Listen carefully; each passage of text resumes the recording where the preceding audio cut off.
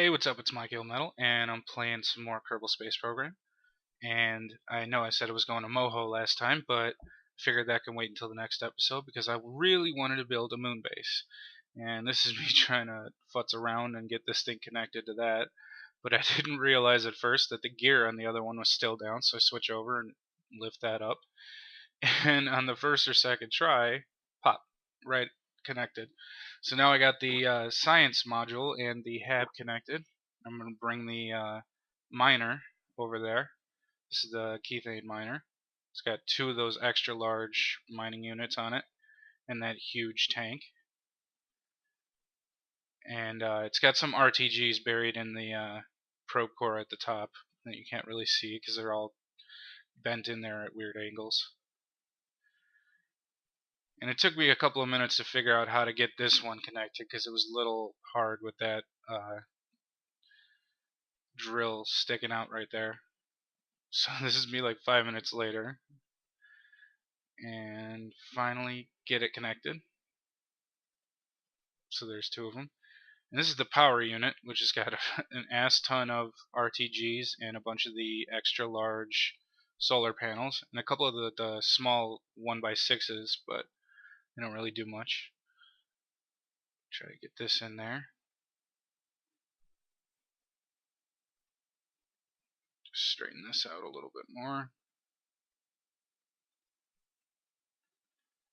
I wish there was some music for On the Ground, because this is a little bit quiet. There we go. And this is the escape unit, which has four single pods at the top. And then the lander that's going to be taking them there will be the other portion of it in case something goes wrong.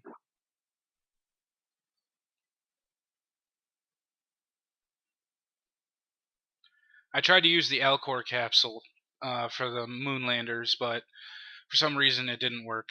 I can't wait for the 64-bit KSP. And yeah, as you can see, I did move the base out of render distance of the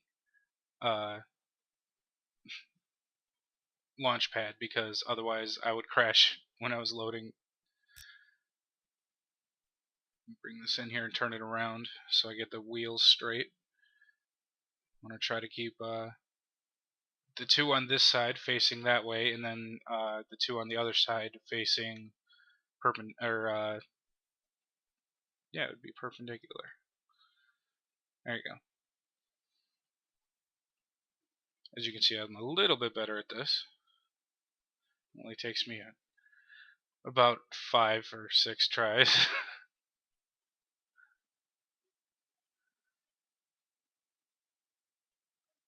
And I think this is it right here.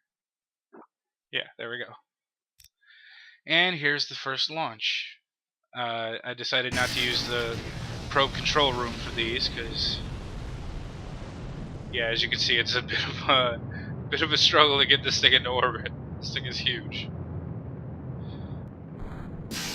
There's the booster separation.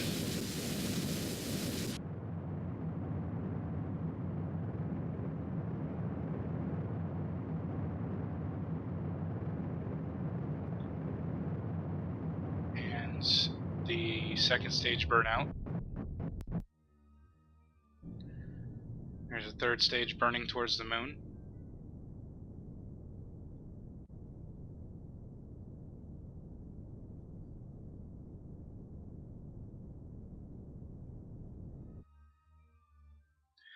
And the burn to capture at the moon.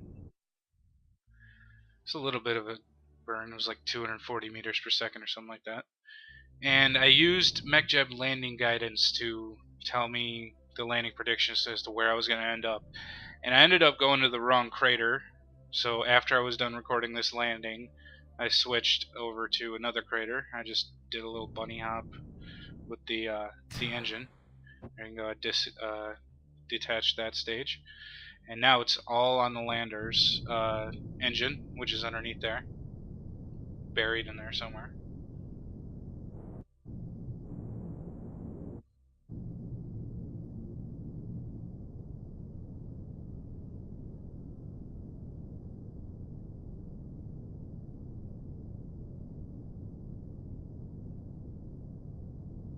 Break it in nice and slow at about 6 or 8 meters per second, something like that. And then slow it down right at the last second. And once it stabilizes, I'm going to quick save. And then pull the gear up. And start driving over to a flat area so I can have a place to build the base at. But as you can see, I had to move craters. You'll see that better in the next video, or in the next clip, I mean. And here's the habitat module coming in for landing. These were all manual. I did not use MechJeb for anything other than landing predictions to tell myself where I was going to end up on the map. And I wasn't particularly happy with the area that I was going to land there, so I did another little hop over here. Try to get as close as I can before I put it down. So I got plenty of fuel left.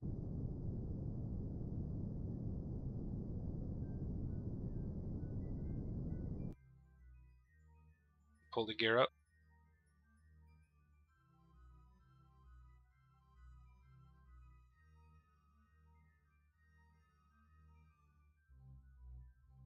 Just straighten this out so the door is facing forwards and the windows are facing east and west. And got it connected.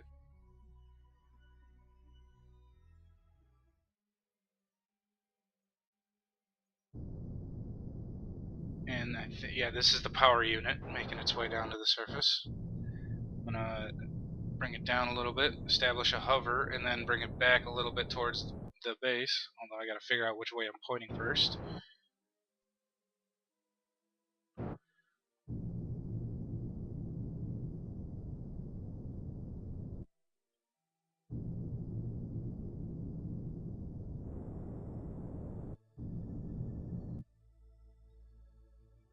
Pull the gear up and drive this one in there. After a couple of minutes of futzing with it, I finally got it around that little strut that was blocking my way, and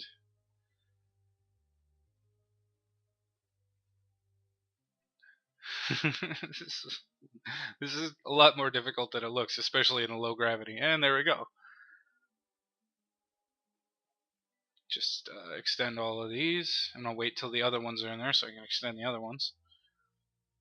One of those isn't going to be extended because of this, though. This is a little wider than it needs to be. And I guess the best way to build something like this is to start with the bottom part, which is the lander wheels and the legs and the little docking port connectors, and then make that a sub-assembly.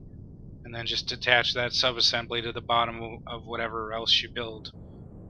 And that's exactly what I did. I started with the the habitat module. Bring this in nice and slow, put the gear down. And then I ended up just slapping that little bottom part with the wheels on to all the other ones, and it was ready to connect. I'm going to drive this up there. I'm going to cut it down so it's a little quicker.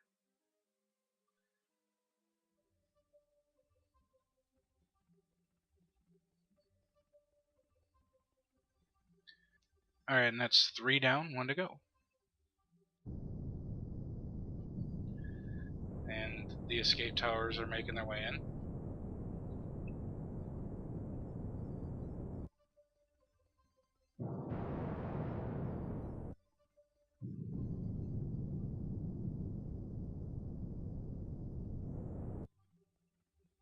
Don't tip over. Alright, there we go. Once I get it settled, quick save, and then pull the gear up.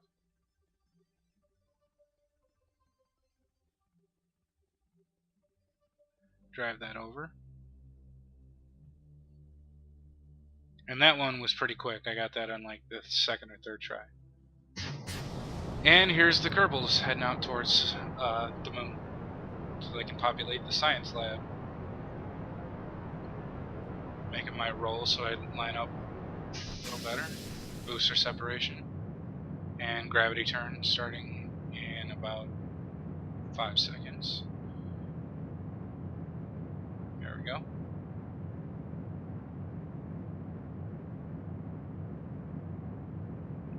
Awesome IVA view out this lander can. This thing's awesome. The only thing I wish is I wish there was a couple of more screens on the sides.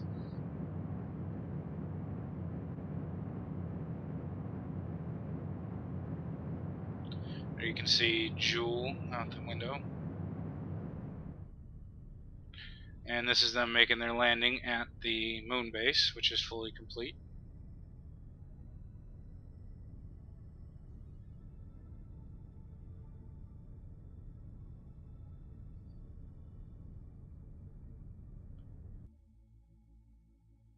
And landed.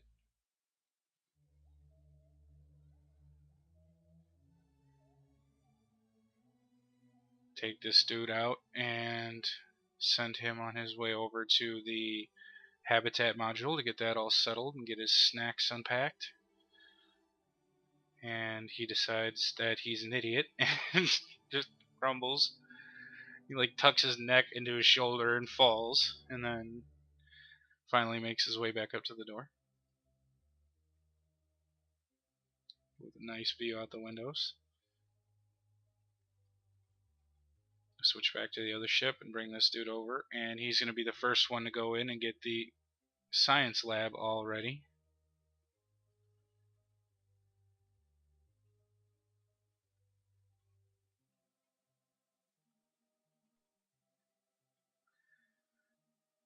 Takes a couple screenshots and looks off the balcony.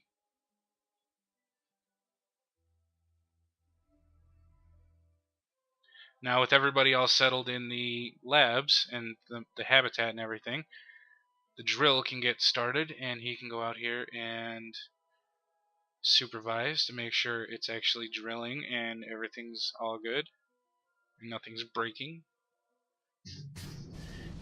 And now I'm going to be sending Moho Station on its way out for the next video. This is going to be the science station, or at least half of the science station. I'm going to send another science lab like I did for DayZ. There's booster separation.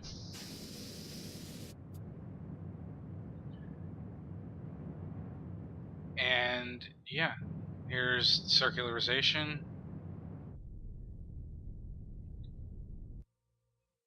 And this burn out towards Moho, or in towards Moho, however you want to say it. Got this.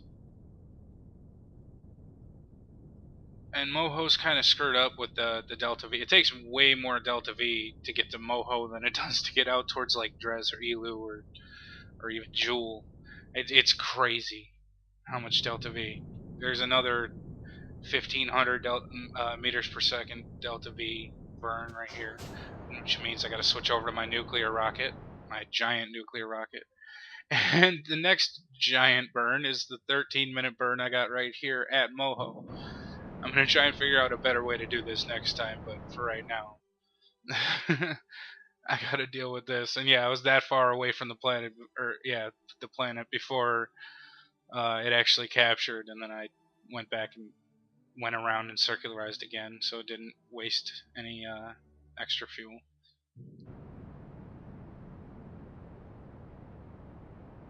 But once you're in orbit, everything is kind of easy. I mean, this crazy inclination was changed to basically zero with about 340 meters per second or something like that. So it's not that big of a deal once you're in orbit. But getting into orbit is crazy because you have to make that huge deceleration burn.